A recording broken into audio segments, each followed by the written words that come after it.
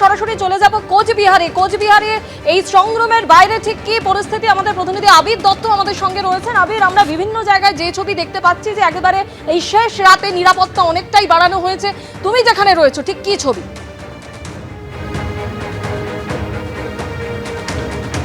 দেখো, কোচবিহারে আমরা রয়েছি। এই কোচবিহার প্রত্যেকটি রাজনৈতিক দল যারা প্রতিদ্বন্দ্বিতা করেছে এই নির্বাচনে তাদের জন্য প্রেস্টিজ ফাইট। এই কোচবিহারে মোট 5টি যে ডিভিশন রয়েছে বা সাব ডিভিশন রয়েছে সেখানে প্রত্যেকটি জায়গাতেই কিন্তু এই গণনা চলছে। তার মধ্যে অন্যতম এই Cooch Behar polytechnic college. Cooch Behar polytechnic কলেজের সামনের এই যে গেট সেটা বন্ধ, কিন্তু ডান দিকের ছবিটা তোমরা দেখাবো, অস্থায়ীভাবে এখানে কিন্তু বাংকার তৈরি করা হয়েছে। এবং যে জায়গায় আমরা রয়েছি সেখানে কোচবিহার উত্তর এবং কোচবিহার দক্ষিণ সিটের এখানে গণনা হবে। এবং যেটা জানা যাচ্ছে প্রশাসন সূত্র থেকেই যে এই কোচবিহারের পলিটেকনিক কলেজে যখন গণনা হবে সেখানে প্রায় 17টি টেবিল এবং 14 থেকে 23 রাউন্ড পর্যন্ত গণনা করা হবে।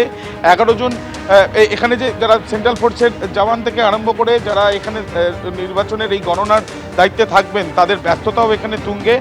শুধুমাত্র কোচবিহারের এই যে জায়গা আমরা রয়েছি কোচবিহার পলিটেকনিক কলেজ এখানেই শুধু নয়, তার সাথে সাথে যেটা জানা যাচ্ছে কোচবিহারের দিনাটা, সেই দিনাটা কলেজে দিনাটার এবং সিতাই কেন্দ্রের গণনা হবে। মাথাভাঙা কলেজে মাথাভাঙা এবং শীতলকুচি কেন্দ্রের গণনা হবে। মেখলিগঞ্জেও সেখানে শুধুমাত্র মেখলিগঞ্জ বিধানসভার গণনা হবে। এছাড়াও তুফানগঞ্জ সাব ডিভিশনে সেখানে তুফানগঞ্জ এবং নাটাবাড়ি কেন্দ্রের এই 9টি যে মোট কেন্দ্র সেই 9টি কেন্দ্রের কিন্তু গণনা চলবে।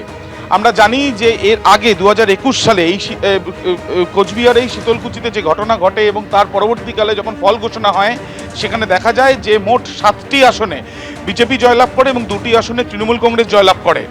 এই কোচবিহার আসনে তারপরে লোকসভা নির্বাচন বা বাই ইলেকশন সেখানে অন্যরকম ছবি দেখা গিয়েছিল।